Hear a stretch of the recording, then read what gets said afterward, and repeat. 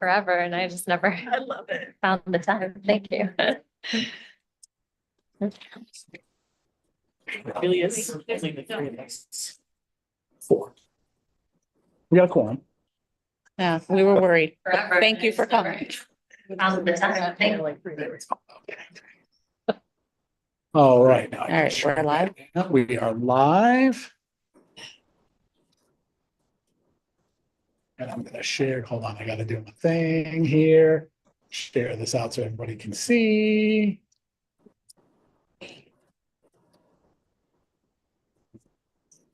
Yep. We are. Okay. All right. So I'll call the August 12th meeting of the Bethlehem Public Library Board of Trustees to order. Our first order of business is swearing in Laura. And I believe she just repeats after me, correct? Correct. Okay.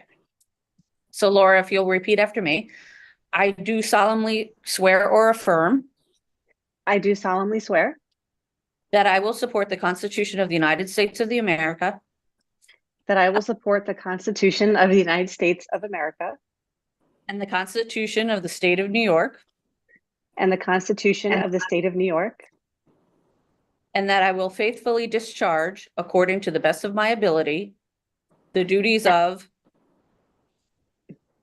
and that I will faithfully, oops, go ahead, sorry, and that I will faithfully discharge, according to the best of my ability, the duties of the office of, do you want to say it? Bethlehem Public Library Trustee. Bethlehem Public Library Trustee. Thank you. Welcome. Yay. Yay. On that later. All right. Okay, so then our next order of business is public participation. And just to refresh everyone's memory, each public participant gets 3 minutes. 3 minutes. Yes. Okay. Hope your clock, I hope the battery runs down. Okay. So anyway, my name is Mark Ronich. I live at 15 Boylston Drive in Delmar. And I have a request to make of you regarding the expansion of the library. There are many wonderful aspects to the Bethlehem Library. There are some weak points, however, which need to be addressed. My personal,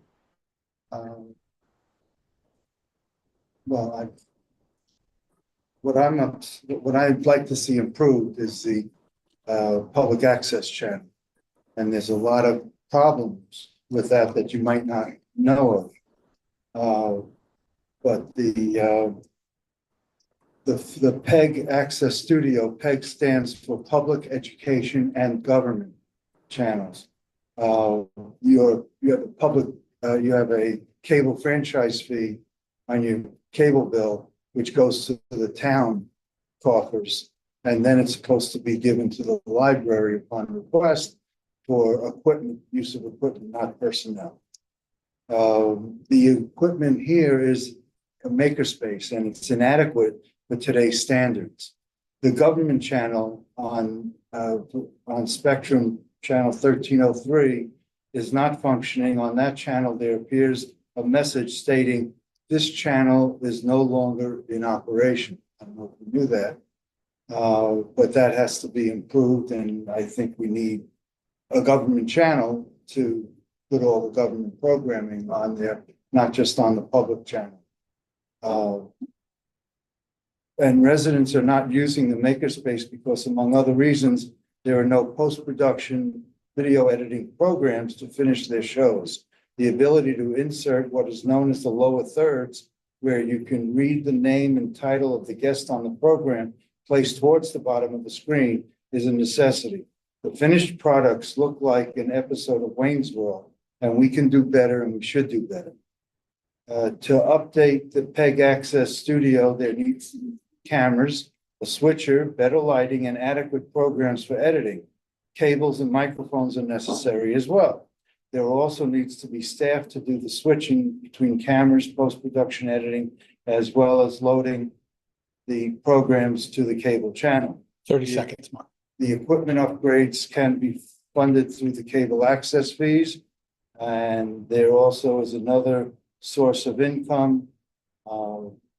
you can, just like PBS does, PEG can show certain commercials and charge the company for that opportunity. No political ads can be accepted, and the ads would have to be worded in the same fashion PBS allows ads between shows. So I really think that you really should have It's time. rethink this and move the PEG access channel out of the makerspace into a standalone room. So thank you very much. Good luck with the expansion, and I hope to see some changes. Thank you very much. Sorry to go over it. Thanks, Mark. Thanks for your email earlier as well. Do we have anyone else?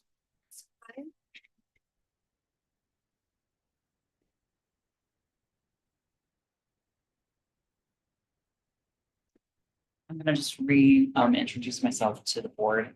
Most of you are familiar with me. I'm Chris O'Brien, staff member here at the library the last 11 years. I also am CSEA unit president for our local unit.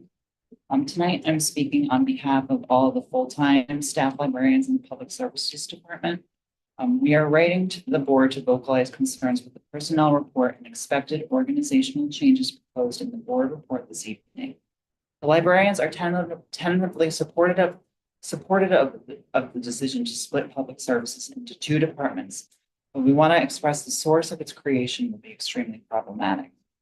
It may be budget neutral, but the alarming change in the board report is the loss of staff members dedicated to service desks and the anticipation that board public services will simply absorb the desk hours left open by the eliminated positions.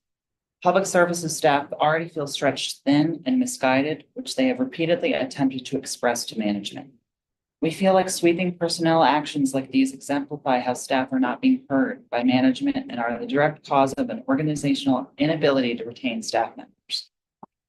With respect to the fact that concessions need to be made to create a new department head position, we ask Jeff and the board reconsider the elimination of the part-time library assistant role specifically.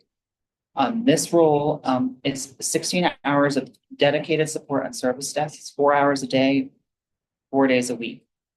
This helps the full-time librarians because they can then complete professional development that they need to maintain their New York State Public Librarian certificate, participate in committee work, attend conferences, attend meetings off and on site, including their department meeting every month, schedule off-site outreaches for schools that we consider important to our institution, provide daytime programming because we are trying to strive for those bigger numbers, complete vital program preparation for the programming and the planning. It also provides invaluable department support by assisting with administrative tasks, this is the library assistant position, and project staffing, off-site outreaches on weekends, and providing occasional necessary coverage for other part-timers. Notably, however, this role provides the department with flexibility to cover lunches, breaks, sick time, vacations, and other paid time off. Currently, this role has been vacant for over 2 weeks, and staff are already 30 experiencing seconds. Chris. pushback on benefit leave requests. It cannot be understated if the board's priority is to enhance programming and to continue the level of service our patrons have come to expect in this position. The uninterrupted off-desk time it allows our librarians is crucial to maintaining these standards. We anticipate the loss of this position to severely affect the ability to function as one or even two departments. We pride ourselves on our service to this community. We say this as staff members who love our jobs and want to be present here at the library. Thank you for your time. Thank you.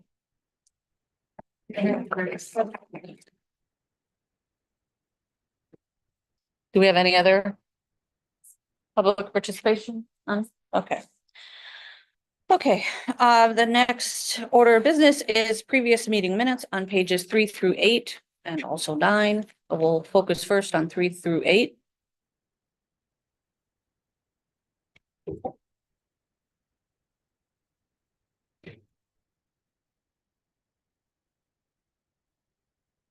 So I'll take a motion to approve the previous meeting's minutes. So moved. Second, Caroline. All those in favor, please raise your hands. All those opposed? It's okay. All right, motion carries. Next set of minutes, page 9. Short and sweet. Super short. Yeah. So I'll take a motion to approve these minutes. Caroline, and a second. I'll second. Sarah, all those in favor? Opposed, motion carries. All right. Minutes approved. Next, is the financial report and the treasurer's update. Sherry had given me some notes to share with everyone. And I'll go ahead and just share with you those. She's saying that we anticipate a budget surplus of approximately $408,000. The auditors were here for a few days in July for preliminary field work. They returned in September to wrap up the audit. Financial statements are expected in late October. The $500,000 CD that came due on August 5th was not rolled over. It was deposited into our checking account because we need the cash for operations until tax revenues come in. So just so everyone knows that. And then once we get over that hurdle, we can reinvest. 1 month into the new fiscal year, and there is not a lot of activity other than contractually obligated expenses. Also, we have in the room, Tanya's with us, our business manager, if anyone has any other questions about this part of the packet.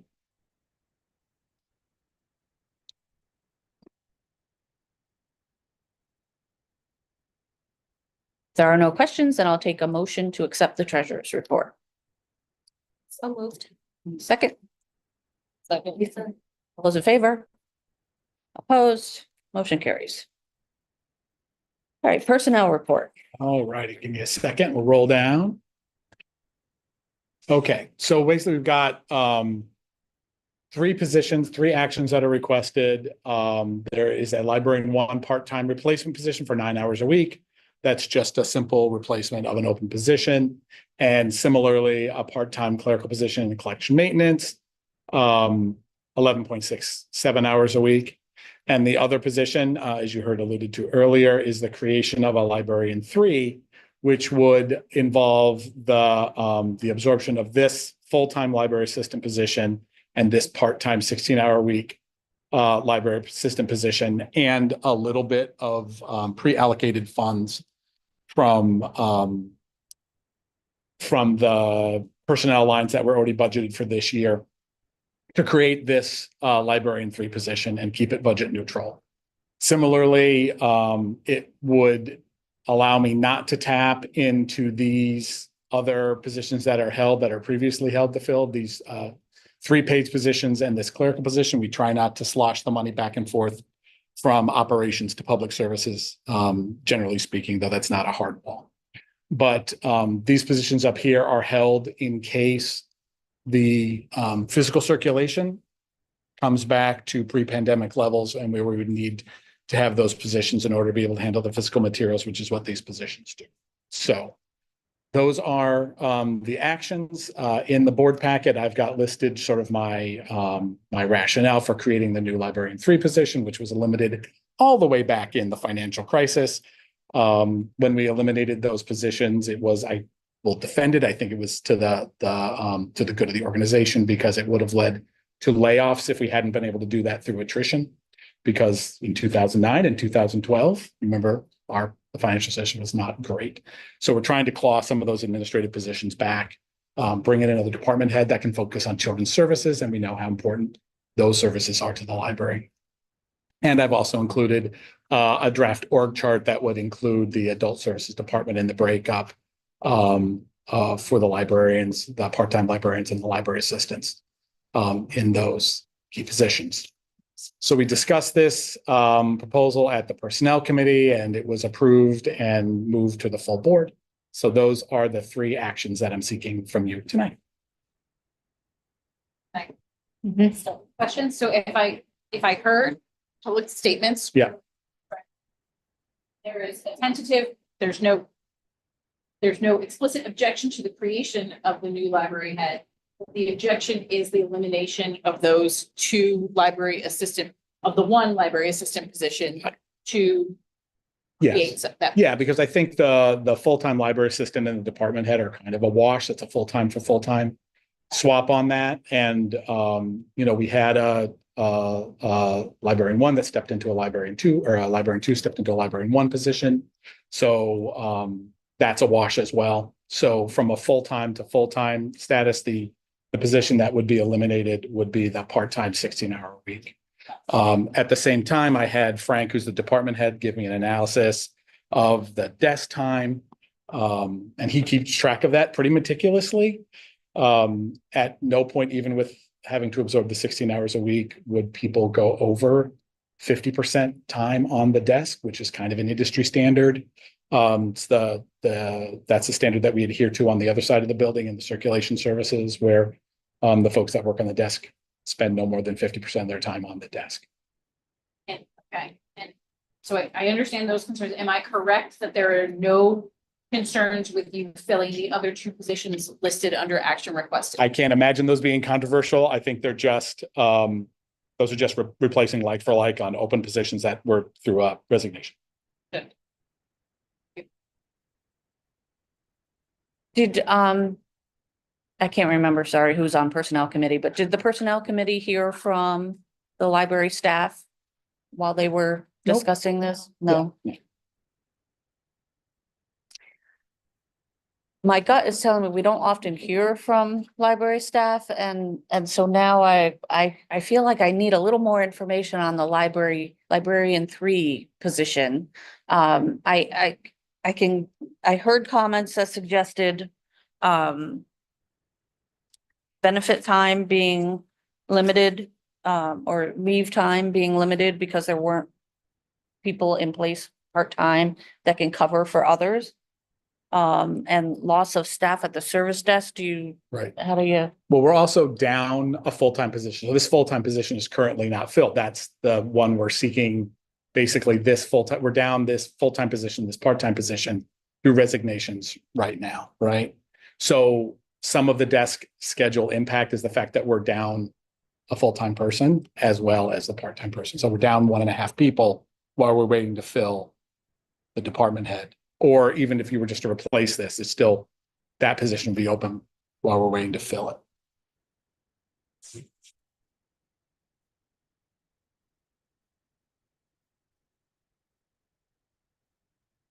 So when we talked about this in the personnel committee, the proposal to do it this way was to make it budget neutral. Correct. It seems like we have the ability to still rearrange this and not have it be budget neutral by keeping someone in that part-time. You can, that's absolutely, that's not generally within my purview to expand the positions of the positions in the budget.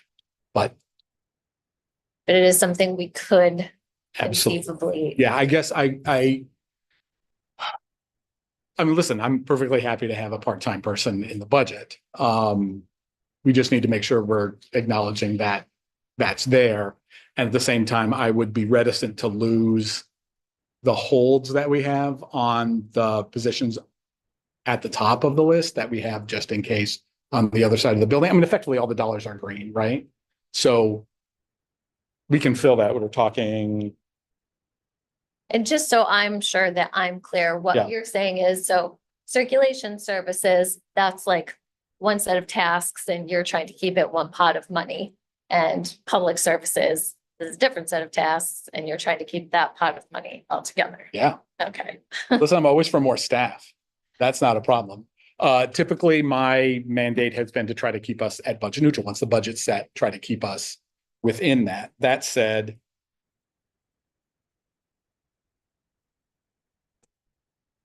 it's $20,000, just under a year to fill that position. Has anyone raised that issue with Sherry? No, because we just thought of it now. Right. The other thing I had noticed is the 2 positions that are listed under held are relatively new dates on there. So I wondered whether or not were they both resignations or Yes. was this proposal put forward prior to knowing that those resignations were coming in? No, we had to have those. That's just their last day to work. We knew, usually we get about 2 weeks of notice. I talked about this briefly, very briefly at last month's board meeting. Yeah, and I know we were gonna talk about it when I was still on the person. Yeah, like But it- I'm Yeah. not anymore, so. The idea of moving it to adult and children is something Yes. we had previously talked about, but yes. So we'll certainly be under $20,000 underspent on the personnel line. So it's not a question of being able to afford the position. So, Can I propose? I'm on the personnel committee also. I think one of the things that needs to be pointed out is that a librarian 3 doesn't sit in an office. We're talking about a person who's going to be doing management things, but also be on the floor and helping with what's happening in general, as well as planning the programs or doing what else. My suggestion would be to approve the librarian 3 because that is a department head level. If we're splitting the 2 departments, we have a head of adult, is it a head of adult services? I'm sorry, Jeff, I can't really see the chart. There's yeah, a head, youth services, yeah. and that's a librarian 3. If we're going to do a head of children's services, it should be a librarian 3. And then perhaps put on the agenda for next month, this. Sorry, Gail, you froze, but I think I know where you were headed. We were just saying, Gail's request, or you all get it. The suggestion is that we fill the librarian 3 and then put on the agenda for the personnel committee that we talk about the part-time library assistant. Can I ask a question?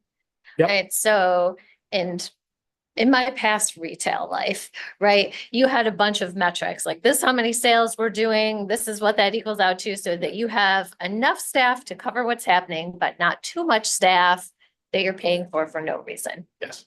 So what is is that the 50% time on the desk? Is that basically your metric? If people are spending more than 50% of time on the desk, then it's too busy and we should have another person or? When I talk to other libraries, I've worked in libraries where we were certainly well above 50% for the reference staff to be on the service desk, the libraries that I was working in. I would not recommend that. I think, well, it doesn't matter what local library it was, but I think things fall off the back of the bus when you go higher than that number.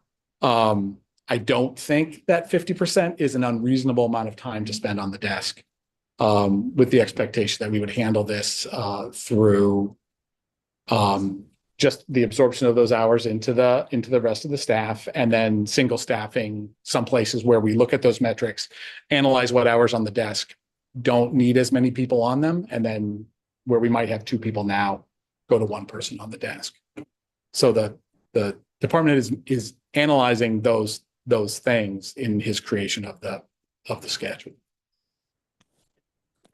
And just to say it again, I'm hearing you say that it was mentioned earlier that they feel like requests for time off and things like that have had to be said no to, but you're saying in part that's because right now some of these positions just aren't filled. We're down a full-time person. Yeah. So we're down a part-time person, but we're also down a full-time position, and another part-time position, which is up top. This part-time librarian 1 position has been open since the end of July. So that's just a regular.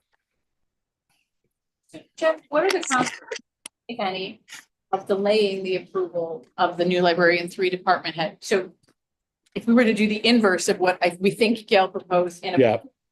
the librarian 1 part-time, the library clerk part-time, and hold the department head to the next meeting, what Yeah. if any adverse consequences? I have a lot of adverse consequences of that. Right now, the department head who's overseeing this is does not have a sufficient amount of administrative time to do the work that he's doing. I think he has lots of conversations with me about how he's struggling to be able to manage the tasks that are laid out in front of him and do it to the quality of the work that he wants to be able to do. I think it's important that we take some action to be able to improve service and improve his ability to do his job and improve service to the public. I think if you were asking me where I'd lay my dime down, that's where I want to lay my dime on that one. I'm perfectly open to having the conversation about a part-time library assistant. I think we can come up with it in the budget. generally speaking, boards have asked me to try to keep these things budget neutral, but I'm absolutely open to keeping a part-time position or looking at the hours that we need and what days and hours we need that. The only thing is if we leave off discussing the part-time assistants. Sorry. We're gonna get wicked. Can you kill that? Yeah, well,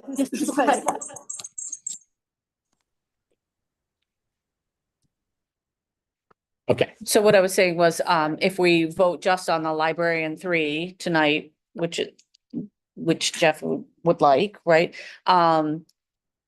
It is budget neutral because you've worked to make it that way, and then pushing the discussion on the part-time person later on, then we have an entirely different discussion about the budget.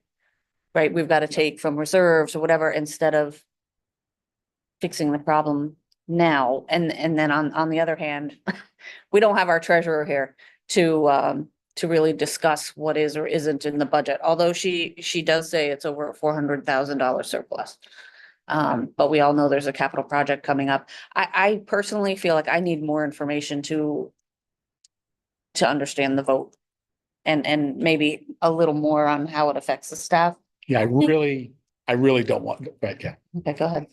You don't want, no, okay. I think there's two issues. One is the budget issue, the idea of eliminating a part-time position, which I think the board should look at really carefully. The other issue is the structural issue of whether that service should be separated, parsed, so that there's someone looking after adults and someone looking after kids. And if you're going to parse it, the two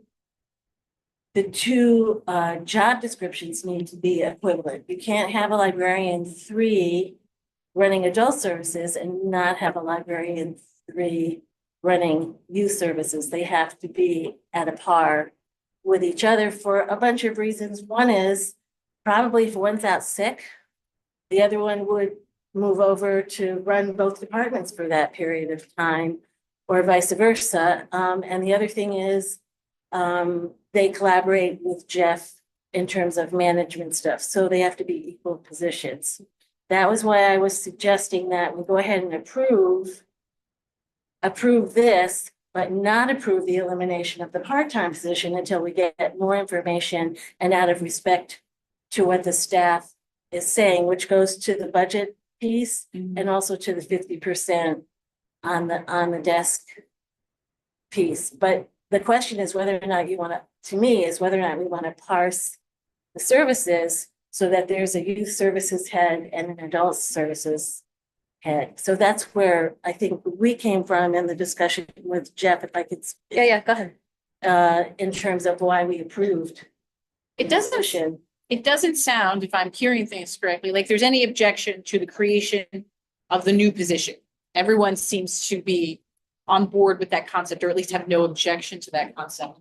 The objection is at what cost does that concept come, either in addition to the budget or in a loss of staff? So, but I hear something that you're saying, Gail, that is sort of splitting the baby, but can we continue? Can we approve that position, the other 2 positions, and carry on with the part-time position with the discussion that could be eliminated in the future? I mean, how does that, so basically we're carrying on that part-time position. We're only asking to affect the budget potentially for a month, or 2 months, not for a full year. Does that Well, make there's sense? nobody in that position. There's nobody in that position. right. So even if we didn't approve the elimination of it today, it would really have no effect for the next month. Correct. Okay. So I move we approve the librarian position. Let me just ask, Laura, did you have any comments? Well, no, I was gonna say, well, I don't think there's anyone in that position, so, but you came around. No, I think that Gail's suggestion makes sense, that given that there's no objection, it seems, to the structural change, that, and it sounds like there would be consequences if we didn't approve it and didn't move forward with filling another full-time position. I'm supportive of going that direction, of approving the librarian 3, but then tabling a discussion till next meeting or letting the personnel, sorry, directing the personnel committee to further discuss the elimination of the part-time position. Okay, thanks. All right, Gail, so you wanted to make a motion? And the idea, if we had further discussion, would be, we would look at both the staff's concern about the time on the desk and also the impact on the budget. Is there anything else we should be looking at in that discussion? No, those are the two things. I make a motion, we approve the creation of a librarian 3 position, using the finances that Jeff has suggested, and not eliminate at this point a part-time position that's a clerical position. All right, now, do we usually, We need to do all. three. yeah, I was gonna say, we usually make a motion to accept the personnel report The, or the actions of the personnel requested report. actions, yeah, so So I make a motion to accept the personnel report, And the actions therein. the actions there. There we go. Do we have a second? I'm new. I'll second. Okay, all those in favor? Opposed? Motion carries. Just say, I think we can make a motion on this, but I would ask staff who are present and otherwise to please make your concerns heard to the personnel committee specifically. That includes Gail and Sarah and anyone else. It's just us. Yeah. Yes. Prior, well in advance of the next board meeting. Next board meeting is September 9th. Okay, all right. So the next order of business is the director's report. it's me. Okay. I'm going to talk about the building project later on, so I'm just going to skip over this little bit. I'm just going to say, because I want to say it twice in the meeting, this is sort of the official announcement that this tentative date that we had, our goal was to have a vote on our project on October 1st. And that has been moved to December. The exact date in early December hasn't been locked down yet because we're restarting our seeker process and all of these other things again, but we'll work back to that and we'll work to have that date locked down. We would need to have it locked down by the next month's board meeting, so we can get that out and get working on that date. But I think it's important because the October date is out in the community. I think it's important that we mention it here, and I'll mention it again a little bit later on in the meeting, and expect more conversation on that lately. I'll come back to this during our building discussion meeting. I wanted to just talk about, because I've been the person who's here talking about the increase in digital circulation. I dropped the Tableau link in there once again, so everybody can look at that dashboard. Phil's working on a new dashboard that should express that maybe in a little bit of a different way that might give everybody a different look at that. So we're working on that. But I just want to mention a collection that's bucking the trend, which is large print. As we've been talking about the aging of our community in particular and our service to older adults, and the demand for large print has increased to the point where we're buying, again, just based on demand for the books, extra multiple copies. Now, some of those reservations may be coming from people who are like, oh, I can just put a reservation on large print. It might be coming faster than the regular print title, which definitely does happen, but there is also absolutely an increase in demand for large print books in general. So we're looking at that, mostly because we would want to see the size of the collection. In a new library, we might need to make sure that we have sufficient shelving in there to make sure that we have a big enough physical space for those books. So. Jeff, I did Yeah. want to, just because we're on this issue, point out that I am still very much hearing from the public that wait times are longer. And when I saw this in your director's report, my first thought was in my book club, when we can't get a book, the first thing we do is reserve the large print. Print. No. So, and then also another personal experience was in our book club, someone waited an entire month between meetings and still wasn't able to get the book. But that was an electric version or electronic version. Yeah. So just keeping everyone abreast of the fact that, like, I still very much hear that wait times are longer since we went fine free. Okay. Yeah, no, that wouldn't impact that electronic book, but it is, the wait times are absolutely longer on the ebooks. It represented about a third. Let's just, for even round numbers, we'll say it's about a third of our circulation is electronic. But it takes more than a third of our budget to feed that. So, each of those books individually, on average is more expensive than the physical copy of the book, depending on how you value, the time that it goes into processing, a physical thing. But they're more expensive. And that is, like, I don't know how much money we could drop on ebooks and bring those hold times down Yeah, to even where they are on physical books. Right. It's, well, then that's a little bit of a separate issue from this. Yeah.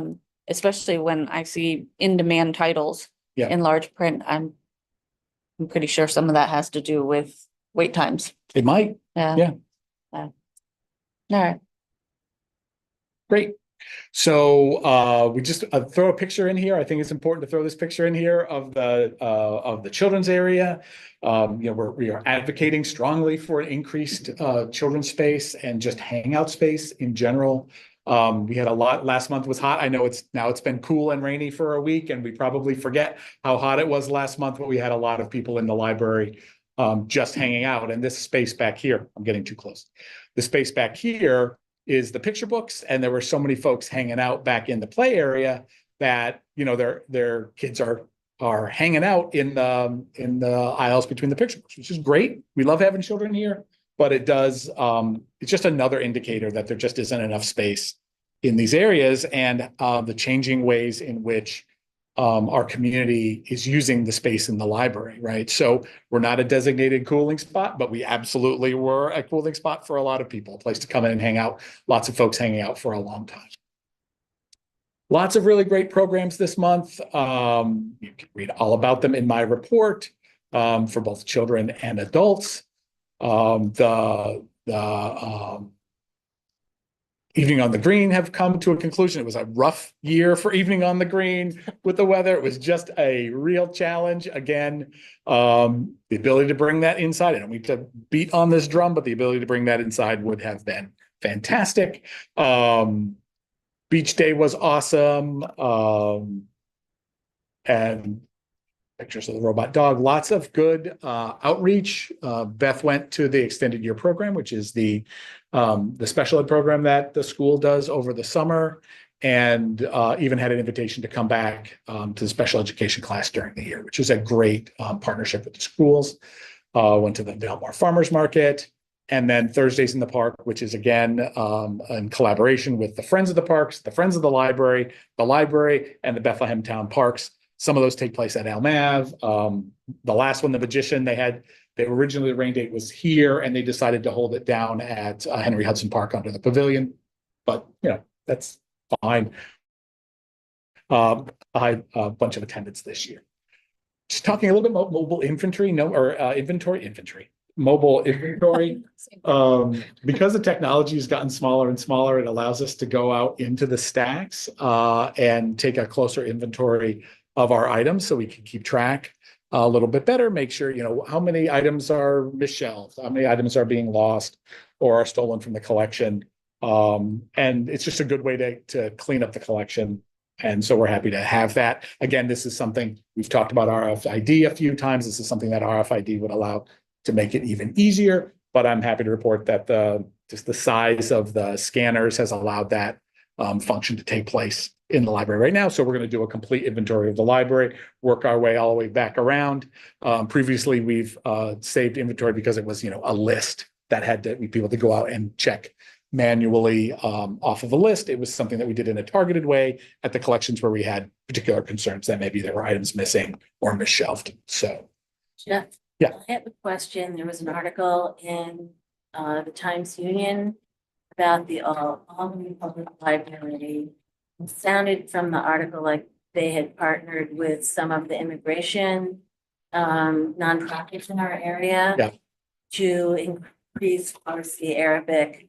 There was an Italian, it was mostly related to the immigrant population, Yeah. as I read it, that they're expanding their collection. And is there any collaboration? Is there any plans here to be part of that, making the collection more than just English and Spanish with a few things here and there? We have tried variously over the years to put print collections in other languages besides Spanish and get them to get any traction. We've put quite a bit of money. We had an approach from a Chinese community group that really wanted us to put Chinese language, and not just like Chinese language study, but popular modern items. And we spent quite a bit of money and quite a bit of time putting those items into the collection, and they didn't ever get a ton of traction. My personal opinion, even with the extra barrier, I think there is a lot of potential to have those collections in the electronic collection. Like, I really think, I think there's a lot of potential to have wide and deep collections there of popular items there, because it's hard for them to justify the space on the shelves just based on their use. But if we didn't have to worry about the physical shelving of the book, we could have those items. I would say also, there's different kinds of technology. So there's several groups in Bethlehem that are working really hard. If you're just going to target the immigrant languages, which you could do more than the immigrant languages. But if you're going to target those languages, there's several community groups that have Facebook pages and such, and perhaps some of the marketing research, if you develop those collections, could go out to Buy Nothing, Bethlehem. There's a Bethlehem, I forget what it's called, but there's at least 3 different groups that pop up that say, I'm helping an immigrant family. We have a new immigrant family. So if you develop it, it might be a way to get some of that word out. Right. Am I correct, Jeff, that the school district tracks They do. the top 5, at least non-English languages that are spoken? And I don't know exactly how it is determined, spoken at home, spoken as a first language. So I imagine that anything that we get, and if we were to make a decision to move forward with that process, we would be using that. Absolutely. Yeah. And that's School district data to decide the languages that receive priority. right. And we do that already. And the top 2 are, as you would imagine, Spanish and Mandarin. So that's why we've chosen to have our welcome packets in those 2 languages, and the video, the room reservation video, we've had, we had translated into those 2 languages just because just based on the percentages, those are the 2 biggest ones. Yeah. And we have interlibrary loans and. We do. Yeah. We do. But I think I keep waiting for Overdrive to just come to us and say, hey, we'll give you, the top 100 books in Spanish every month, and I think we would just buy them, just to have them. It doesn't do well for picture books. That's what Overdrive doesn't. It's not great for picture books yet. So that would be a place where I would focus my attention if we're doing a physical collection. I don't think you need to do it right away, but it just seems to me that we reach out to some, I don't know the right word. We reach out to some populations that are not, that need some special kinds of, like a book about 2 fathers, for example, comes to my mind. So we should maybe broaden that to some of the other things. I think there's like 30,000 immigrants in the Albany area. There's a lot. You can definitely bring this up at Upper Hudson Awesome. next That'd be month. great. Yeah, Seems like a perfect shared services kind of. that's what I was thinking. Albany Public is cataloging, so why can't? Great. And Patron Point, which we've talked a bunch about, is out and working. We're doing, if you've read our email newsletter, you're working on Patron Point, and the next part will be the online registrations coming online with that as well. So check out Tableau. I'm not going to belabor this electronic v regular circulation data, but we track this pretty carefully each month to make sure that we're buying based on the trends and based on demand. So, and then August 16th, I will unfortunately not be here. I will be out of the building, but that is the end of summer reading program. If it rains that day, we'll kick that to Friday, August 23rd. Stop by. It should be a fun time. And then just wanted you guys to know about the local, the other outreach events were taking place at Delmar's Farmers Market. Look for us on August 10th, I guess, which is in the past now. Have looked for us on August 10th and September 7th. It was in the future when I wrote. And then a little early in the year to look at statistical trends, but some good increases in circulation. Door count, I didn't get to my desired 20,000, but we're right up against it, which is nice to see. We'll wait to see what August holds for us as far as busyness. And then, lots of good increases. Again, e-audiobook use and e-magazine use continue to be strong. And overall, 2% increase in circulation, which is great. Okay. All right, I noticed we had several programs that were well over 100 Yeah. in attendance. Yeah. Did you have to turn anyone away?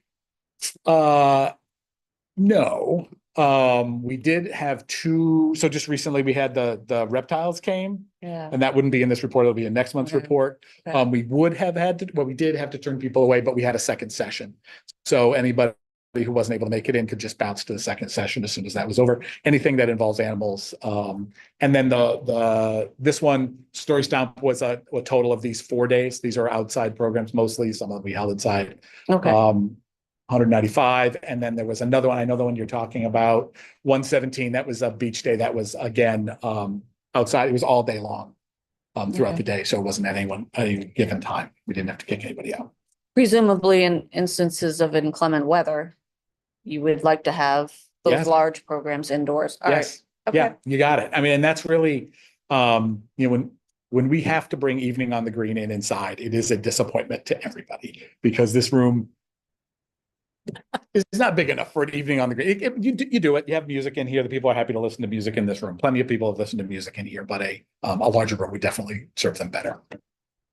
All right. Does anyone else have any questions for Jeff? No? Okay. Next order of business is the UHLS report with Lisa. No report because there was no meeting. So, Short and So sweet. nice. We can skip a meeting. yeah, it's usually no August meeting. So, All right, under new business, we have committee appointments and committee reauthorizations. Okay. So for this, the standing committees are, we don't need to reauthorize those every year. And, Mark works with all of you and has seated those committees. The two that we need an action on are the Building Project Education Committee and the Policy Committee. They are not standing committees, and we need to reauthorize their creation each year. So,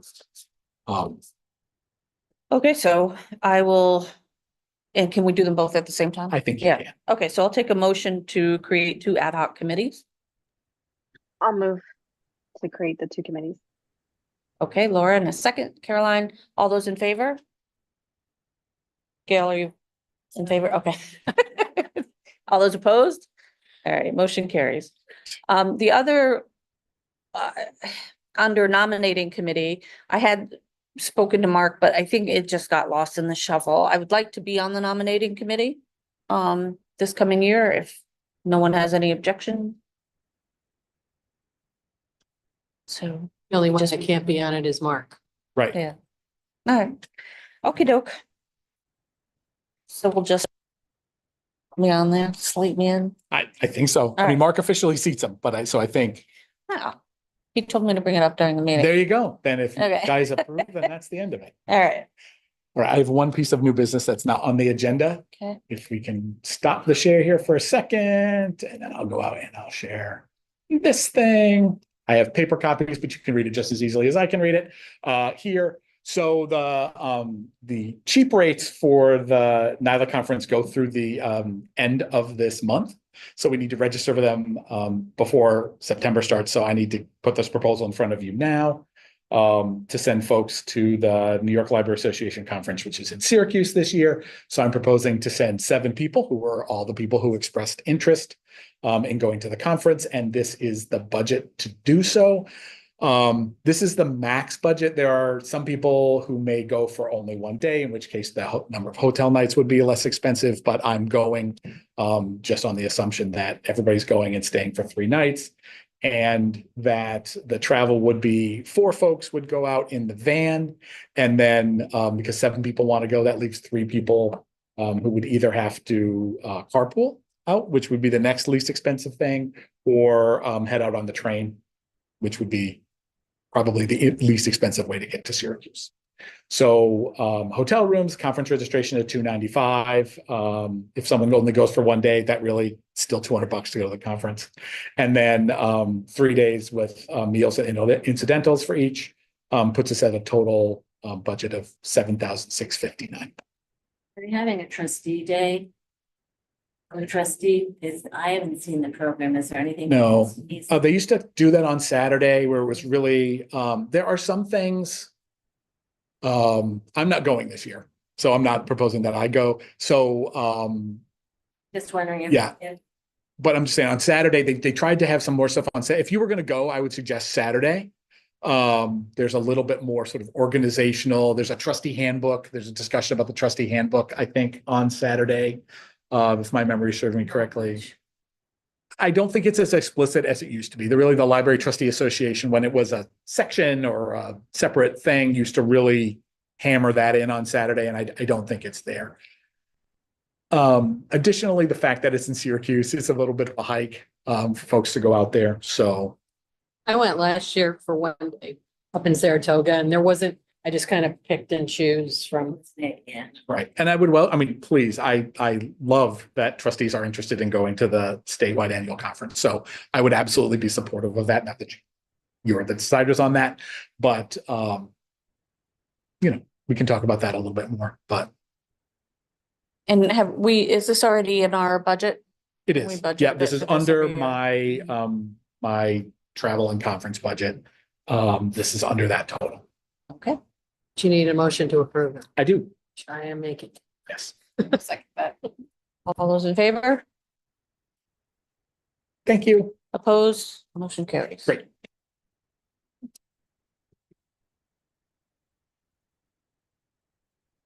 So the next item of business is length of trustee terms. I don't have a slide for that.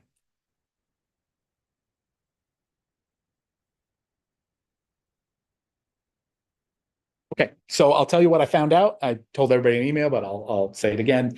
I explored with both our attorney and the Division of Library Development. And right now, a 4-year term is not on the table for a library of our type. There are a couple types of libraries that could have them. Rechartering to be one of those kind of libraries is not a way to go. Something that might bear fruit eventually would be to lobby for a change in the law. Our attorney's opinion is that really that 3 and 5 year term is kind of capricious. There's no real solid reason under that, but that's probably wasn't originally encoded practice. I don't think anybody's ever challenged that. The message we got back from the Division of Library Development was they're like 3 or 5, that's what you get.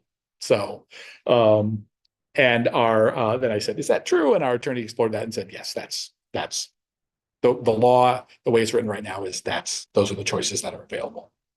Okay. So- 3 years or 5 years? Correct.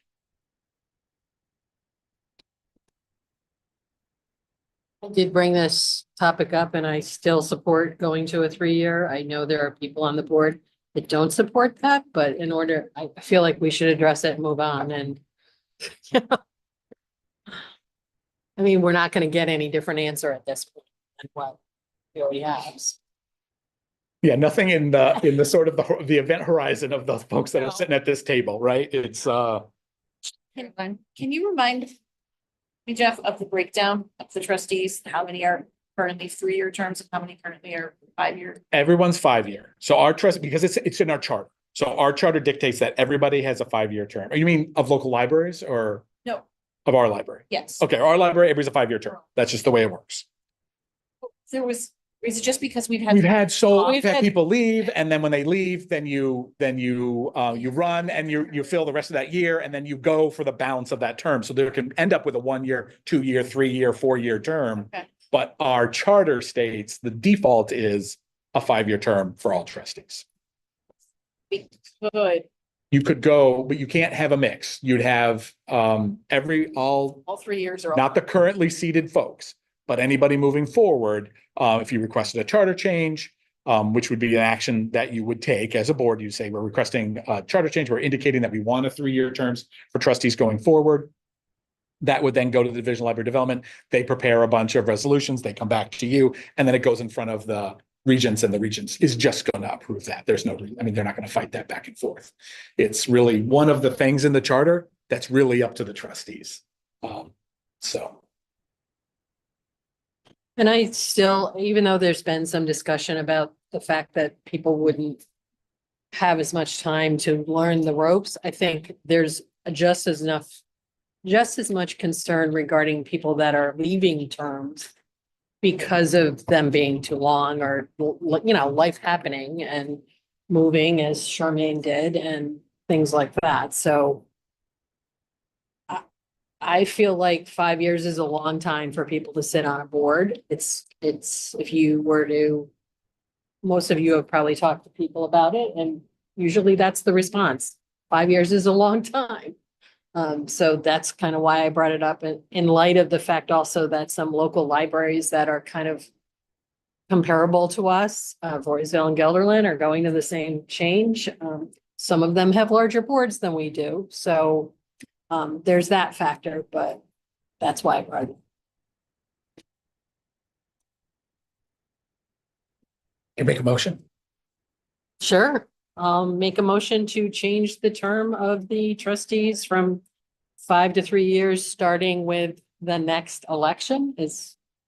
I think you don't even need to put any timeline. You're recommending a change, and then we allow the state to play out their thing. Just. All right, do we have a second? I'll second. Okay. All right, all those in favor? We have 2. All those opposed? Okay. Motion's denied. Okay, Finance Committee report. Okay, so we met recently as a Finance Committee, and we discussed raising the director's purchasing authorization. This is the amount of spending the directors permitted without having to seek board approval. The Finance Committee recommends to the Policy Committee that the director's authorization limit be raised from 5,000 to 15,000. As we all know, inflation and the cost of doing business continue to skyrocket, and an increase in the director's purchasing power coincides with budget increases and increased library growth. So this is why we are asking the Policy Committee to consider it. Additionally, I just wanted to point out, and Sherry had mentioned this as well, that any purchasing authorized by the director is always within the predetermined budget, and our staff continues to make good decisions in spending. So am I correct? You don't need a motion for that you were just recommending it to the policy committee? Correct. Does anyone have any concerns or discussion? No? Okay. So, and that is, so we don't need a vote on that, which is. Nope, that just goes to the Policy Committee next, because it's, the purchasing policy is due a look anyway under our schedule, so we can take a look at that. I will just glom slightly onto this and say as well, the new personnel manual is ready, and that's going to go to the Policy Committee as well, now that we have a Policy Committee. So it's okay. It's a nice short 80-page document. So Oh, lots of work. All right. Okay. Next item for discussion is building project update. Okay, I'm gonna go back to the packet, roll back up to my director's report. Because we're there. So there's a lot of changes, we had some significant developments, and we met as a building committee, we met just to explore the cost of the project had gone over the within the scope that we had, but over the cost and the price that was set. It just, the estimates came in higher than what the board had indicated. So we directed the Ashley McGraw, our architects, to go back to not all the way back to the drawing board, but to modify the plan to accommodate the budget that was set forth earlier in the year by the trustees. And that will take them some time to do. They understand that time is short. It's not a full redesign of the project, but it will It will involve relooking at some areas of the project. Jeff's opinion only, this probably looks at the expansion more than the renovation of the spaces. It's there's more likely to be some savings found there, but I don't want to go too far down that road because that's we have to leave that in the hands of the architects. I'm not an architect. I don't know where the biggest bang for the buck was. I did sort of pass along some of the comments that the divided larger room, the size of that room or could be in play, as well as the telescopic seating. If the room was going to be smaller than it was scheduled, then the advantages of the telescopic seating would be fewer. So they're going to take a relook at all of those aspects of the project.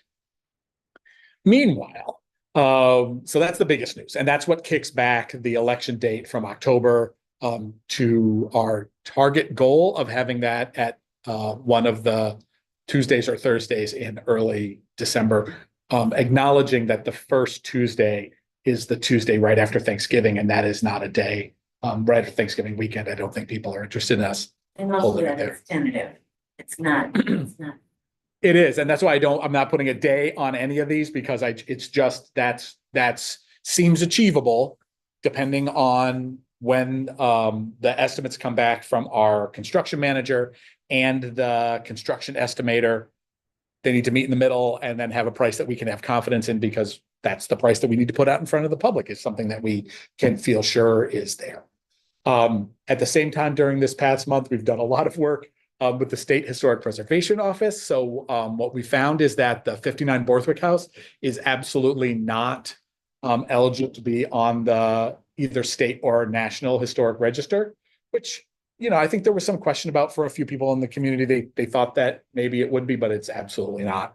So we've got our clearance from SHPO on, that's the Historic Preservation Office. We've got our clearance on them, as well as we've completed this phase 1 assessment, which would look at what's underneath the ground, if there had been like a hidden oil tank, if there was any history of some kind of weird environmental, potential environmental impact of that property. You don't want to find that out after you start digging around. So they've completed that with no findings, no adverse findings there. The asbestos siding on that house was acknowledged a long time ago, as there's a few elbows, a few joints in the basement that have asbestos. So before that, that house was to be removed, it would have to be mitigated, but it would be an easier mitigation than in a habitable space that we expect people to be in. It wouldn't exist after that. So it's a different kind of asbestos mitigation. We met with the geothermal consultants, both a geothermal engineering consultant and a geothermal accountant. I shouldn't call it a geothermal accountant. An accountant that knows a lot about geothermal and also does a lot of work on other energy efficient projects that are eligible for that, for the American Inflation Reduction Act money. So I think our team has a great deal of confidence that as an organization, we are absolutely eligible to receive this kind of rebate.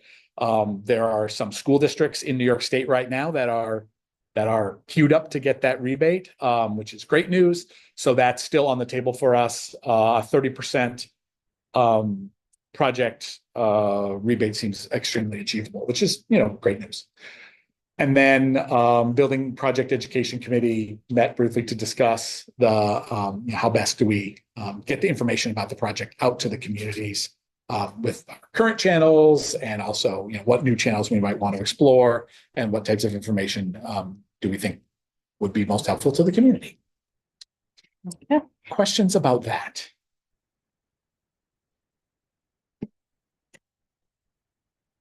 So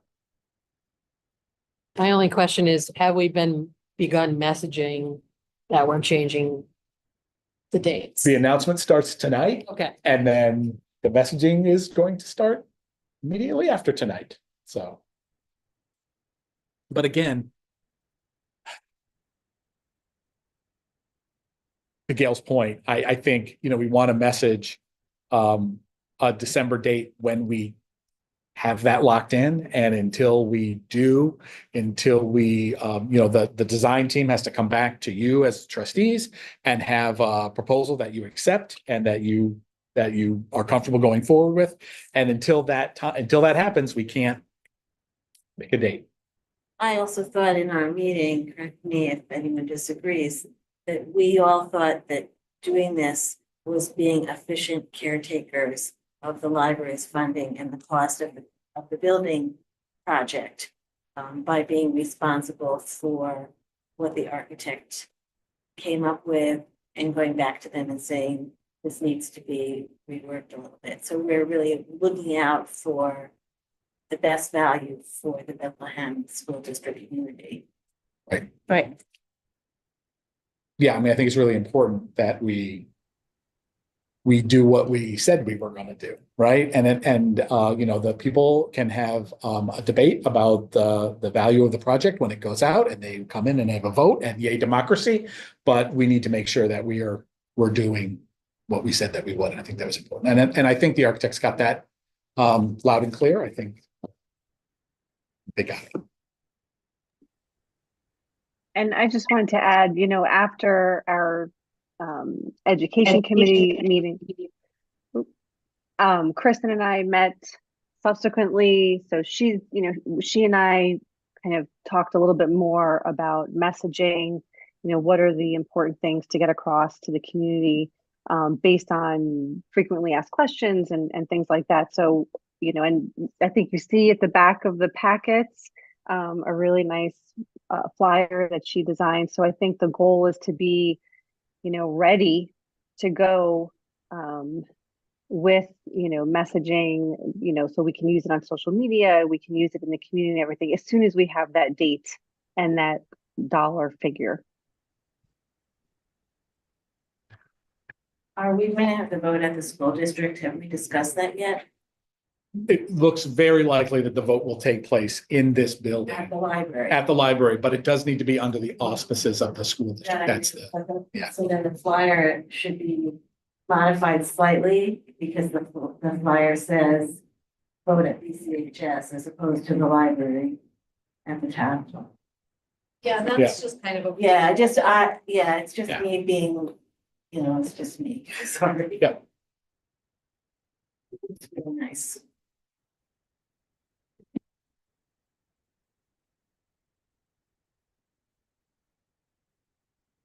That's Okay. it for me.